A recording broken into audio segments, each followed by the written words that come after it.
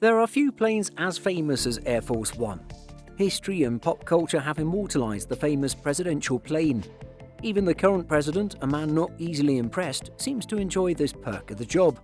But those big jumbos we see ferrying the president are slated for retirement. So what happens to an aircraft that has served as Air Force One? First off, we should acknowledge that Air Force One isn't actually a plane, it's a flight. Any US Air Force plane the president travels on is designated as Air Force One.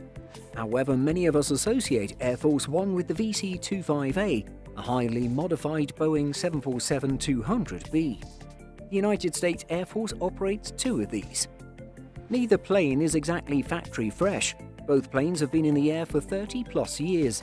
Ronald Reagan ordered them back in the 1980s, and both first took to the sky later that decade. The government has ordered replacement jets in the form of the VC-25B based on the Boeing 747-8. These will not be ready until 2024. This has given rise to speculation about the future of the outgoing birds. You can't exactly strip them and park them in the Mojave. While the current VC-25As still have a few years to fly, there appears to be no shortage of willing takers. Keep in mind that these two aircraft are just the first Boeing 747s used as Air Force One to be retired. Plenty of previous aircraft, also designated Air Force One, have ended their flying days. The Beechcraft King Air B-90 President Johnson used to fly to the family ranch near Johnson City, Texas, in the 1960s, was also designated Air Force One when flying the man. Most former high-profile presidential aircraft survive, firmly trussed to the ground, at the Presidential Gallery of the National Museum of the United States Air Force. There you'll find one of the Boeing 707s, or technically a VC-137. There's also another Boeing 707 at the Ronald Reagan Presidential Library in Southern California.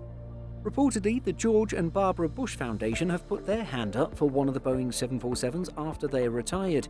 George H. Bush got to enjoy the two 747s when they were brand new.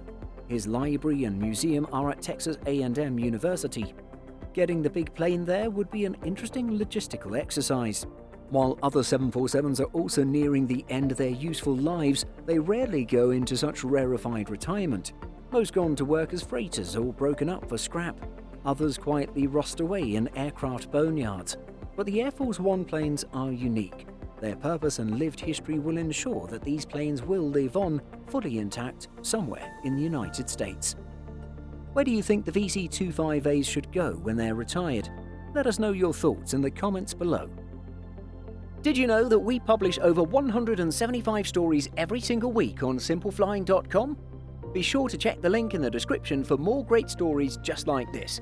Thanks for watching, and be sure to like and subscribe before you go.